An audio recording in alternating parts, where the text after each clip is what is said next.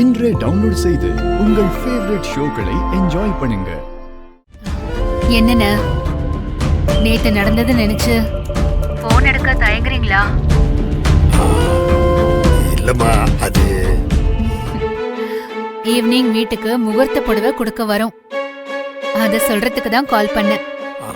ஆமாண்ண, குடும்பத்துல சின்ன சின்ன குழப்பம்லாம் வர்றது இயல்புதான். எனக்கு வான்மதி மேலதான் கோபம். உங்க மேலயும் வெண்ணிலா மேலயும் எந்த கோபமும் எனக்கு இல்ல. என்ன நடந்தாலும் வெண்ணிலா தான் என் மருமக. நாங்க ஈவினிங் வீட்டுக்கு வரோம். அண்ணாமலை, உனக்கு எப்படி நன்றி சொல்றேன்னே தெரியலம்மா. என்னென்ன நீங்க நன்றி எல்லாம் சொல்லிக்கிட்டு, நீங்க சந்தோஷமா ஆக வேண்டிய வேலைகளை பாருங்க. சரிம்மா, வச்சிடுறேன். ஏங்க, அண்ணாமலை என்ன சொன்னாங்க?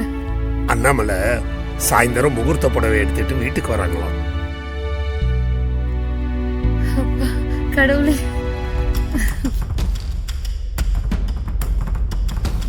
அதுக்கு நான் விட மாட்டேன். அவங்கள இங்க வரக்கூடாதுன்னு சொல்லுங்க. வான்மதி, உன் கோவம் எனக்கு புரியுதுடி. ஆனா இது வெண்ணிலாவோட வாழ்க்கை, கொஞ்சம் புரிஞ்சுக்கோ. அந்த அம்மா வான்மதிய அம்மா முறைச்சிக்கின்னு போச்சு, அதெல்லாம் உனக்கு பெருசா தெரியல. வெண்ணிலாவோட வாழ்க்கை மட்டும்தான் உனக்கு முக்கியம் இல்ல. நீங்க பேசாதீங்க மங்காக்கா. எப்ப பாரு எரிய நெருப்புல என்ன ஊத்துறதே வேலையா இருக்கீங்க. இங்க பெரியவ வாழ்க்கையே கேள்விக்குறியா இருக்கும்போது சின்னவளுக்கு கல்யாணம் பண்ணி வைக்க பாக்குறீங்க. அந்த நியாயத்தை சொன்னா உங்களுக்கு எரியுதோ? வாயை மூடுறீங்களா கொஞ்சம்? நீ கோவப்படாதடி, உன் கல்யாணம் நல்லபடியா நடக்கும். அவங்க இங்க வரக்கூடாது. வான்மதி, மீறி வந்தா நான் எல்லாரையும் அசிங்கப்படுத்திடுவேன். வான்மதி, வான்மதி, ஏய், இவ்வளவு நடந்தும் முகூர்த்த புடவை கொடுக்க வராங்களா? இனி இந்த பக்கமே தலை காட்ட முடியாத அளவுக்கு அவங்கள அசிங்கப்படுத்திடுறேன். அப்படி மட்டும் நான் அசிங்கப்படுத்தல, நான் வான்மதியே இல்லை.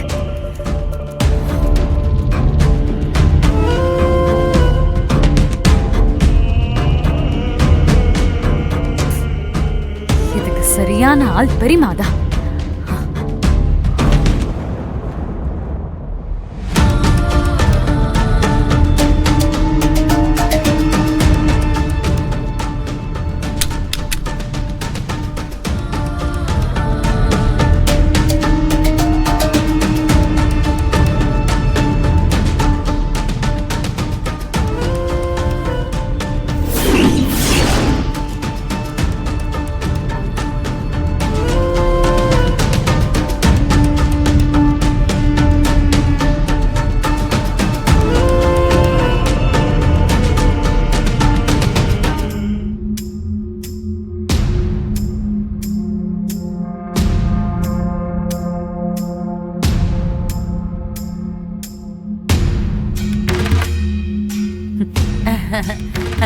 அது ஒண்ணு இல்லவானு. என்னது இது?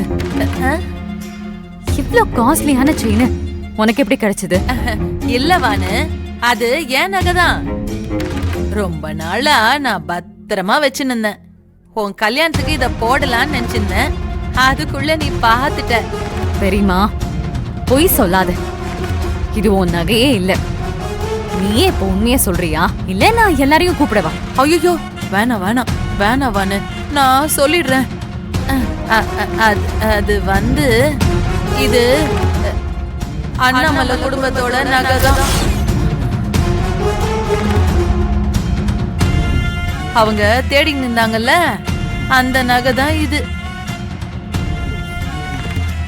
ஐய, நீ நினைக்கிற மாதிரி இதை நான் திருடலமா.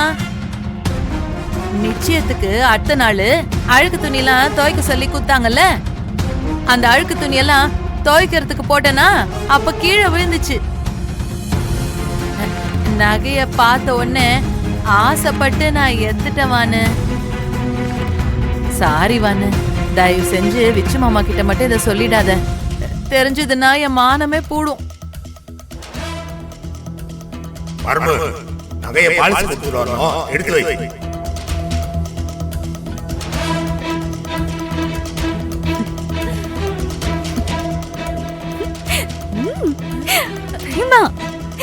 இவ்ளோ நேரம் எப்படி அசிங்கப்படுத்துறதுன்னு தடுமாறிட்டு இருந்தேன். இந்த நகையை வச்சு நான் என்ன பண்றேன்னு பாரு.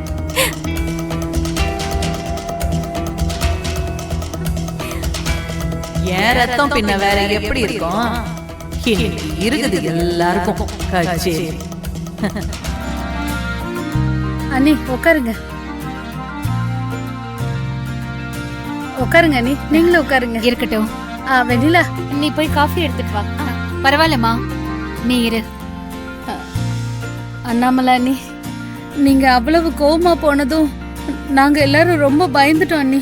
நீங்க நடந்த எதையும் மனசுல வச்சுக்காம மறுபடியும் இந்த கல்யாணம் நடக்கும்னு சொன்னீங்க பாருங்க. உண்மையிலே உங்களுக்கு ரொம்ப பெரிய மனசுதான்.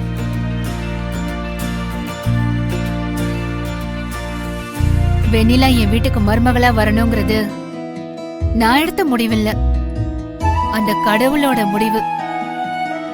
அதை தடுக்க யாராலையும் முடியாது. இன்னும் கொஞ்ச நேரத்துல தெரியும் என்ன முடிவு. சம்பந்தி, அது உங்ககிட்ட கொஞ்சம் தனியா பேசணும்.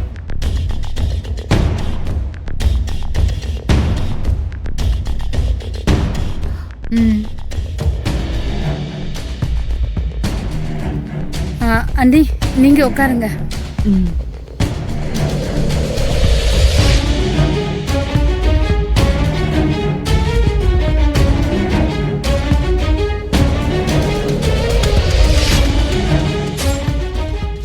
சொல்லுமா. அத்தை, அக்கா ஏதோ தெரியாம வான்மதி பண்ணது தப்பு, அத நீ நியாயப்படுத்தாத. தனக்கு பிடிச்ச மாதிரி வாழ்க்கை அமையணும்னு ஆசைப்பட்டா மட்டும் போதாது, அதுக்கு ஏத்த மாதிரி குணமும் பொறுமையும் இருக்கணும். கவலைப்படாத, சீக்கிரமே அவ மாறிடுவான்னு நான் நம்புறேன்.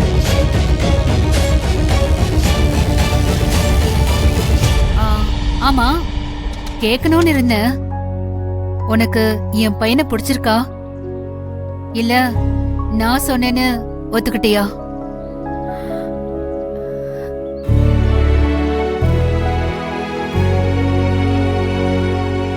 எனக்கு அவரை உங்க பையன்னு தெரியறதுக்கு முன்னாடி இருந்தே ரொம்ப பிடிக்கும்.